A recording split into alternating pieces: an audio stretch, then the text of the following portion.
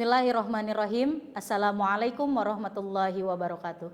Perkenalkan, nama saya Isnaida, guru di SMP IT Nurul Kolbi, Kecamatan Tarumajaya, Kabupaten Bekasi, sekaligus mahasiswa PPG dalam jabatan batch 4 Universitas Islam Negeri Syarif Hidayatullah Jakarta. Dengan nomor induk mahasiswa 425.001.7204. Pada hari ini, Kamis 22 Januari 2026, akan melaksanakan praktik video pembelajaran di SMP IT Nurul Kolbi Tarumajaya Bekasi pada kelas 9 dengan materi ruhshoh. Terima kasih. Wassalamualaikum warahmatullahi wabarakatuh. Bismillahirrahmanirrahim. Assalamualaikum warahmatullahi wabarakatuh. Oke, sabahul khair. Kaifa halukum?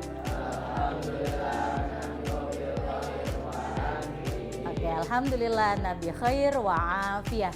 Baik teman-teman semuanya, sebelum kita memulai pembelajaran kita awali dengan berdoa terlebih dahulu dan dilanjut dengan pembiasaan kita membaca Asmaul Husna. Coba ketua kelas Irfan, saya minta tolong dipimpin doanya. Yes, we are ready.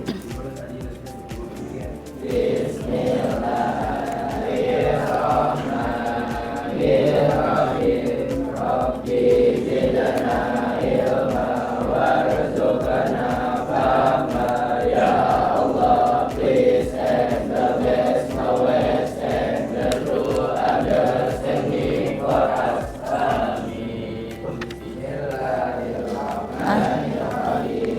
Bismillahi bada'na walhamdu li rabbina wassalatu wassalam lin nabi habibina ya Allah ya Rabbana Anta maqsuduna ridhoka matlubuna dunyana wa ukhrana ya Rahmanu ya Rahim ya Maliku ya Qudus ladzi hadana sholli wa sallim ala Toha Khalilir Rahman wa alihi wa sahbihi ila akhiriz zaman.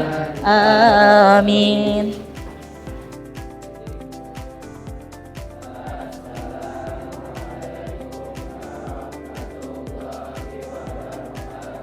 Waalaikumsalam warahmatullahi wabarakatuh.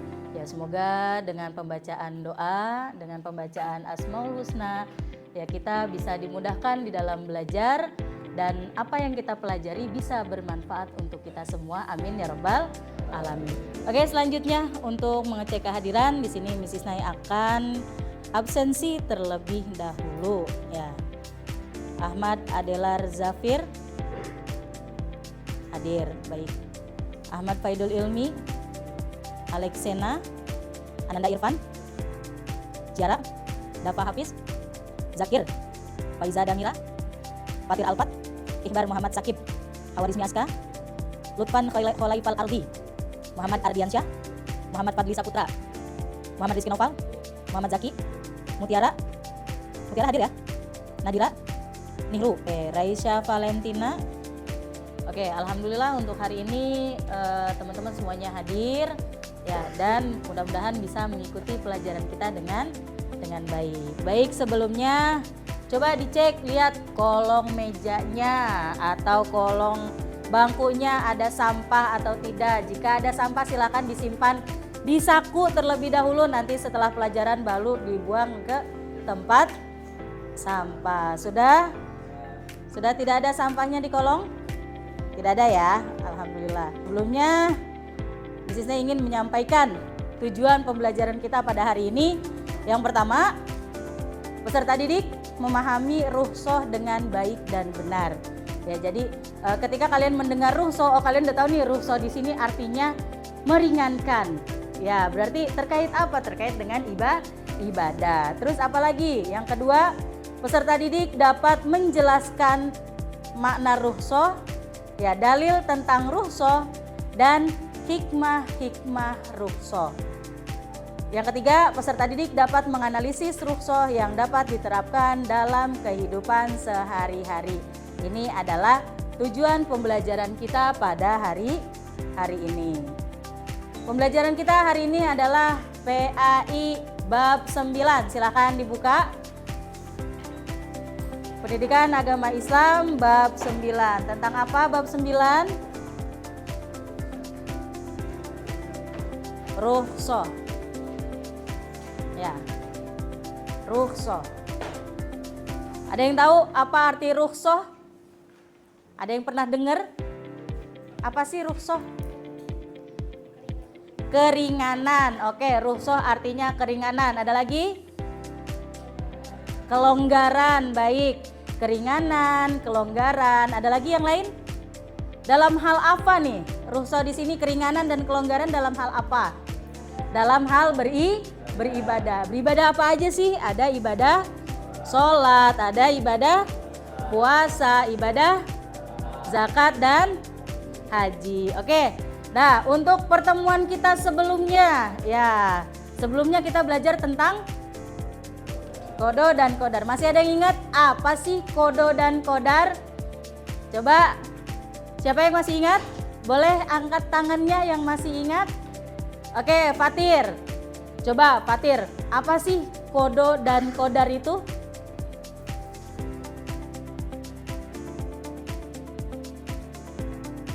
Kodo itu artinya rencana.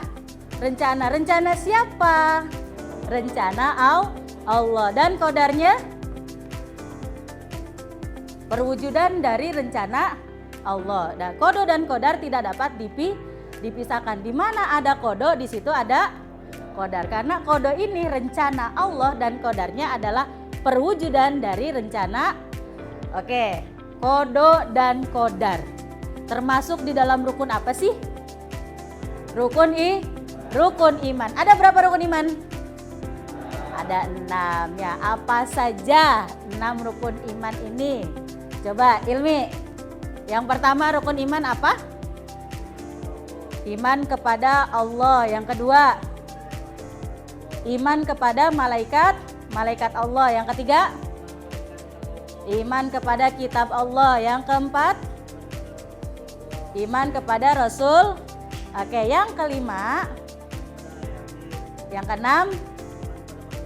Oke, berarti kodo dan kodar termasuk rukun iman yang keenam. Baik ya, alhamdulillah masih pada ingat ya terkait dengan materi yang sudah dipelajari di pertemuan sebelumnya. Nah, untuk hari ini kita belajar tentang rukhsah yang tadi artinya keringanan atau kelonggaran. Berikutnya, nah, pernahkah kalian sakit parah atau sedang dalam perjalanan yang sangat jauh? Ya kan, tetapi waktu sholat sudah tiba. Pernah nggak kalian sakit nih? Ya parah. Atau perjalanan jauh deh, terus waktu sholat tiba, pernah nggak? Nah, terus apa yang kita lakukan? Kalau lagi sakit misalnya, lagi sakit nggak bisa bangun misalnya, terus waktu sholat tiba, apa yang dilakukan? Sholatnya, ya oke, kalau untuk wudunya berarti tadi apa? Karena sakitnya nggak boleh kena air nih, ya berarti mengganti wudunya dengan apa? Dengan tayamum. Terus sholatnya misalnya, aduh kakinya sakit tidak bisa sholat normal. Ya sholat normal itu kan berarti berdiri ya. Dan kita sakitnya parah nih, kakinya nggak bisa berdiri, itu melaksanakan sholatnya dengan cara apa? Dengan cara duduk. Nah itu semua termasuk dari rukhsah. Karena apa? Ketika tidak ada air, kita diberikan keringanan untuk bertayamum. Dengan apa bertayamum? Dengan debu. Ketika kita tidak bisa sholat secara normal atau berdiri, kita diberikan rukhsah atau diberikan keringanan bagaimana bisa dikerjakan dalam keadaan duduk. Itu namanya rukhsah. Ada lagi? Apakah Islam memaksa kita tetap beribadah normal meski dalam keadaan terancam atau sangat sulit? Dipaksa nggak kita? Ya, Islam memaksa nggak? Oke, berarti Islam ini agama yang apa sih? Ya, Islam agama yang apa sih? Fleksibel, ya. Islam agama yang fleksibel. Ketika misalnya kita dalam keadaan sakit tadi, sedangkan sholat kan harus dalam keadaan berdiri normalnya ya. Tapi karena kita posisinya sedang sakit, tidak bisa berdiri, maka Islam membolehkan ya kita untuk beribadah dalam keadaan duduk ya, ataupun duduk nggak bisa nih ya karena sakitnya habis operasi misalnya, setelah operasi tidak bisa duduk, hanya bisa tiduran, maka sholatnya bisa nggak sambil tiduran? Bisa ya. Islam tidak kaku ya, Islam fleksibel, membolehkan atau memberikan keringanan kita untuk atau dalam hal beribadah. Oke? Nah, kita masuk ke dalam materi rukhsah. Ya, kemudahan dari Allah Subhanahu wa taala dalam hal beribadah kepada Allah. Tadi beribadah ada sholat, ya. Ada apa lagi? Puasa, zakat, dan haji. Nah, pada pertemuan kali ini kita hanya membahas rukhsah tentang ibadah sholat dan ibadah puasa. Ya, untuk haji dan zakatnya insya Allah akan dilaksanakan di pertemuan berikutnya. Baik teman-teman, silahkan diperhatikan video yang akan Miss Isnai tampilkan terkait dengan materi kita rukhsah. Assalamualaikum warahmatullahi wabarakatuh. Berjumpa kembali dengan serial materi pembelajaran pendidikan agama Islam kelas 9 SMP. Hari ini kita akan membahas satu konsep penting dalam Islam yang menunjukkan betapa agama ini penuh rahmat dan kasih sayang, yaitu rukhsah, tinggalkan. Oke, nah itu adalah video terkait dengan rukhsah. Nah, yang pertama tadi apa? Ada pengertian rukhsah. Apa pengertian rukhsah? Ya, menurut bahasa keringanan atau kelonggaran. Ya, menurut istilah. Oke, perubahan hukum asal karena sebab tertentu dengan tujuan memberikan kemudahan dan keringanan ya. Keringanan di sini bukan semata-mata saya males nih sholat berdiri, saya mau sholat duduk aja, boleh nggak kalau kayak gitu? Nggak boleh. Atau misalnya, aduh saya males nih wudu pakai air gitu kan, menggunakan air, saya pengen wudu tayamum aja nih biar lebih simple gitu, tanpa ada sebab tertentu. Apakah itu dibolehkan? Tidak. Nah, rukhsah ini dibolehkan hanya ketika terjadi sebab tertentu ya, seperti yang tadi, ketika kita sakit ya tidak bisa melaksanakan sholat dengan berdiri, maka dibolehkan adanya rukhsah. Atau ketika misalnya dalam keadaan puasa ya, terus kita tiba-tiba sakit ya, yang yang tidak bisa dilanjutkan puasanya, maka itu boleh dibatalkan puasanya karena sebab apa? Sebab sakitnya. Harus ada sebabnya terlebih dahulu. Jika tidak ada berarti tidak boleh dan bukan rukhsah namanya. Ya, rukhsah itu terjadi karena ada sebab tertentu. Dengan tujuannya apa? Memberikan kemudahan dan keringanan. Jadi tidak ada alasan untuk meninggalkan. Ya, saya lagi sakit nih nggak sholat gitu kan. Sedangkan Allah memberikan rukhsah atau memberikan kita keringanan dalam melaksanakan sholat ketika kita sedang sakit. Oke, ini adalah pengertian dari rukhsah. Oke, dalil tentang rukhsah. Ya, rukhsah ada dalam surah Al-Baqarah ayat 286.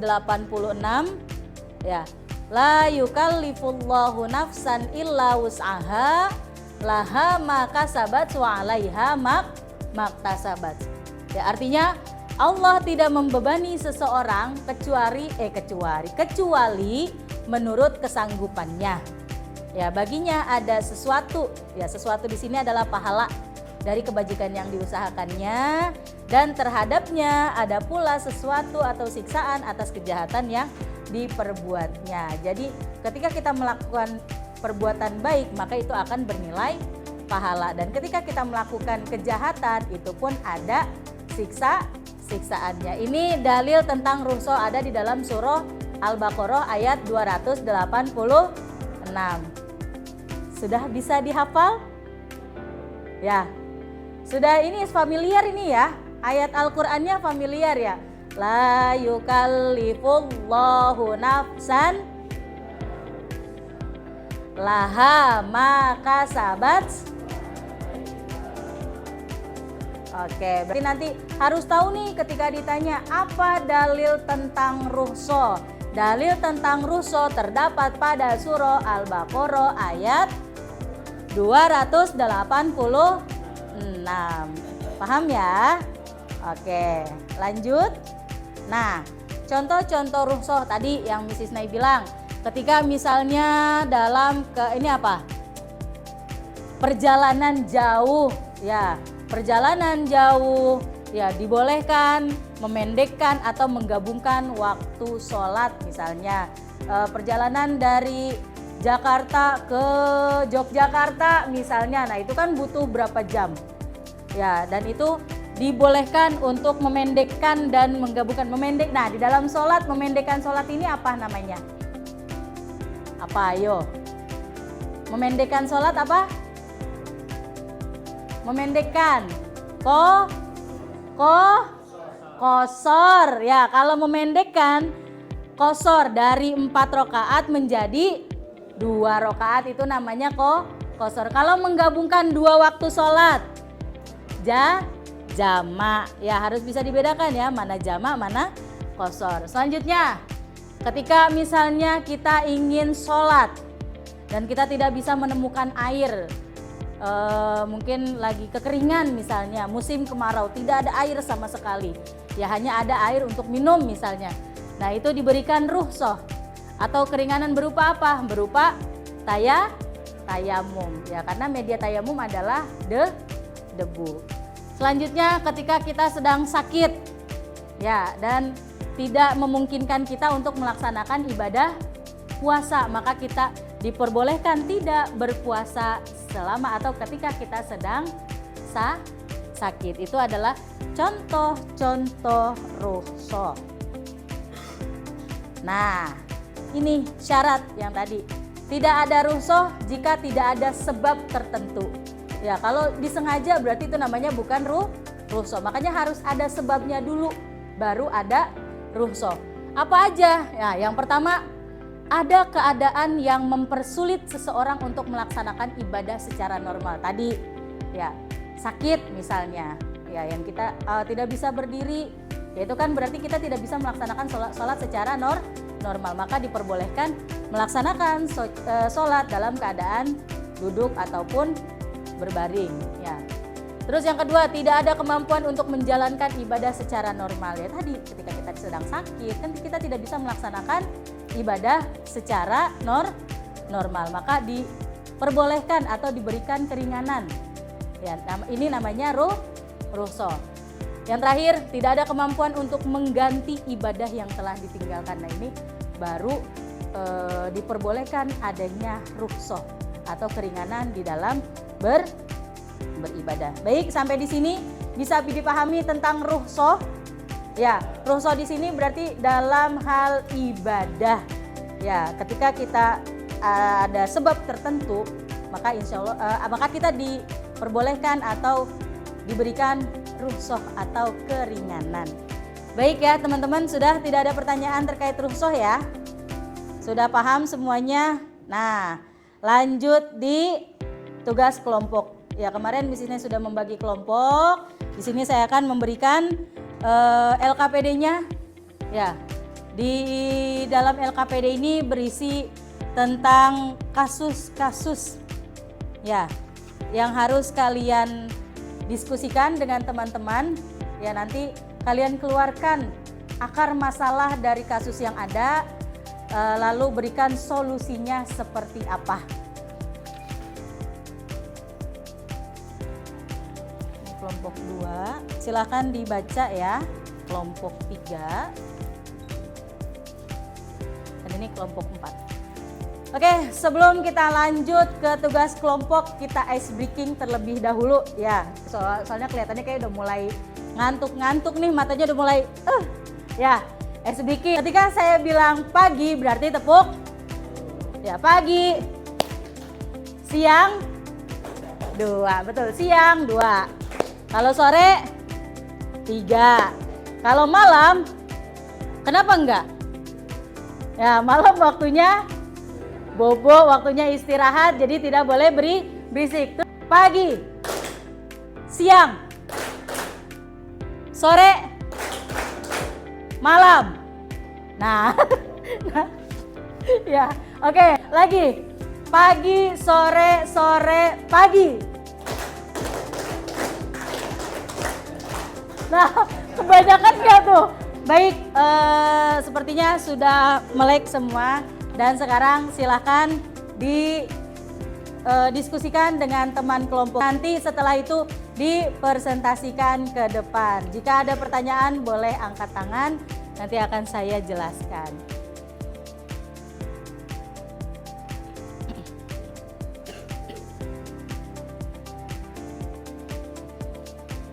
Ya, dicari itu solusinya seperti akar masalahnya itu.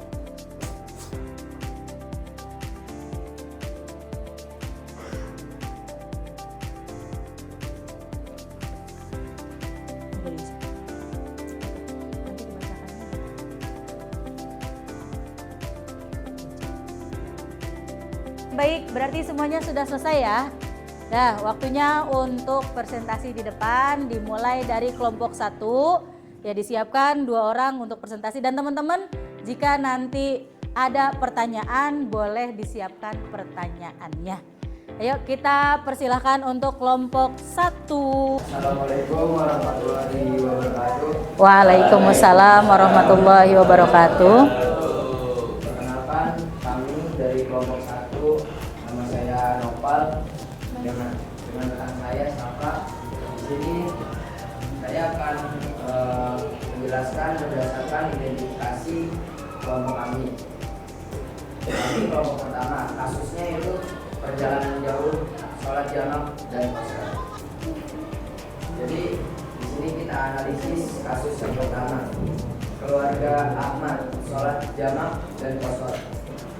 Nah, masalah keluarga Ahmad itu apa sih? Nah, masalah yang dia temui itu perjalanannya jauh dan tidak memungkinkan untuk mereka melaksanakan sholat sesuai dengan waktunya. Nah, jadi masalahnya ini karena perjalanan jauh itu sama aja kayak musafir. Jadi ada solusinya dari masalah tersebut. Solusi hukumnya adalah boleh melakukan sholat jamak takhir dan qasar. Baik, berarti akar masalah dari ceritanya itu apa?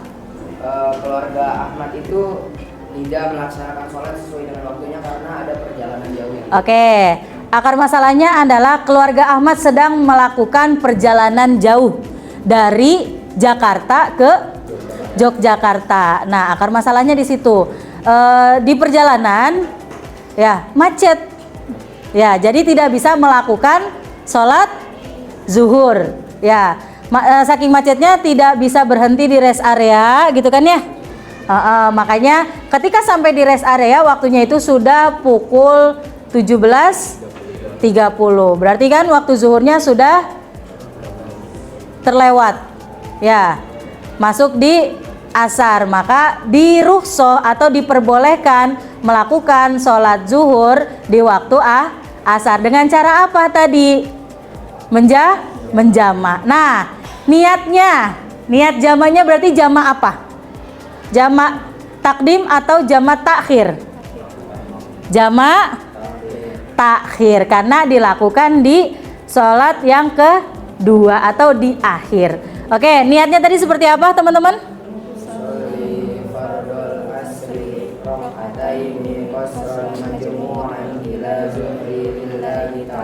Oke, ada pertanyaan nggak dari teman-teman untuk kelompok 1 yang mau bertanya? Silakan angkat tangan.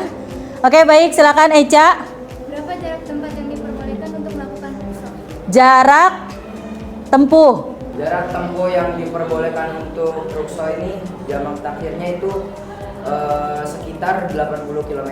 Ya, berarti minimal jaraknya itu 80 km. Di bawah itu boleh nggak dapat rukhsah? Tidak boleh. Oke, ada lagi yang lain? Bisa dipahami ya? Oke, jika sudah bisa dipahami, tepuk tangan untuk kelompok 1 dan bisa kembali. Silakan. Dipersilakan kelompok 1. Terima kasih banyak. Sekian dari kelompok kami. Kurang lebihnya mohon maaf. Wassalamualaikum warahmatullahi wabarakatuh. Waalaikumsalam warahmatullahi wabarakatuh. Beri tepuk tangan lagi untuk kelompok 1. Oke, selanjutnya kelompok 2. Silahkan maju ke depan. Oke. Waalaikumsalam warahmatullahi wabarakatuh. Kami perwakilan dari kelompok 2. Saya dari Syahna Dani. Saya Hawaris Minaska. Kami akan mempresentasikan hasil diskusi, yaitu kasus kelangkaan air pada saat mendaki gunung. Nawa itu tayamuma listibahatis sholati ya lillahi ta'ala. Oke, tepuk tangan untuk kelompok 2. Ada pertanyaan? Sudah paham berarti? Oke, silakan kembali kelompok 2. Terima kasih banyak untuk presentasinya kelompok 2. Selanjutnya kita masuk di kelompok 3. Assalamualaikum warahmatullahi wabarakatuh. Waalaikumsalam warahmatullahi wabarakatuh. Kami dari kelompok 3, saya Devina dan Sandra ingin mempresentasikan hasil LKPD yang kami diskusikan. Ada lagi yang ingin ditanyakan? Tidak ada? Oke, berarti sudah bisa dipahami ya terkait dengan rukhsah puasa. Oke, beri tepuk tangan untuk kelompok 3. Oke, terima kasih banyak teman-teman dari kelompok 3. Selanjutnya, yuk kelompok 4. Waalaikumsalam warahmatullahi wabarakatuh.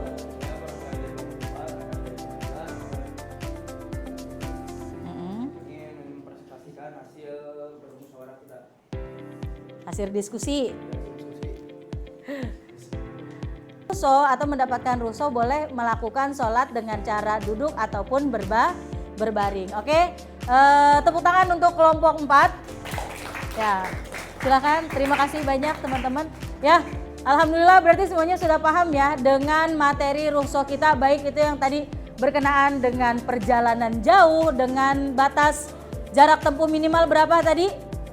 80 kilometer ini minimal ya, jarak tempuh minimalnya. Terus ketika misalnya tidak mendapatkan air ya untuk berwudu, maka dirukhsah dengan cara bertayamum. Terus tadi tidak bisa melakukan atau melaksanakan ibadah puasa ya, maka diperbolehkan tidak melakukan ibadah puasa dengan apa ya, harus diganti di waktu yang lain. Ya, dan menggantinya boleh nggak di hari Senin Kamis? Boleh. Ya, dengan niat tetap niatnya kodok puasa. Udah selesai teman-teman. Sebelum bisnis night tutup, kita ulang lagi tadi ya rukhsah. Rukhsah itu artinya apa? Ya kita simpulkan. Rukhsah itu tadi artinya apa? Keringanan, kelonggaran dalam hal beribadah karena sebab tertentu. Syaratnya apa tadi? Ya ketika kita sedang ada sesuatu yang tidak memungkinkan. Dalil rukhsah, masih ingat dalil rukhsah terdapat pada surah apa? Al-Baqarah ayat berapa? 286. Bunyinya seperti apa? La yukallifullahu nafsan laha ma kasabat. Baik, berarti sampai di sini semuanya sudah paham tentang rukhsah ya. Dan untuk di pertemuan berikutnya insya Allah akan dilanjutkan rukhsah terkait dengan ibadah haji dan juga zakat. Nah, sebelum bisnisnya tutup, ya kita ada motivasi. Manjada wajada. Barang siapa yang bersungguh-sungguh pasti akan berhasil ya. Jangan mudah menyerah dan terus berusaha di dalam meraih impian. Berarti tetap semangat dalam belajar. Insya Allah apa yang kita impikan bisa menjadi kenyataan. Baik, cukup sekian. Selesai pertemuan kita pada hari ini. Marilah kita tutup dengan mengucap hamdalah dan kafaratul majlisnya. Alhamdulillahirabbil subhanakallahumma.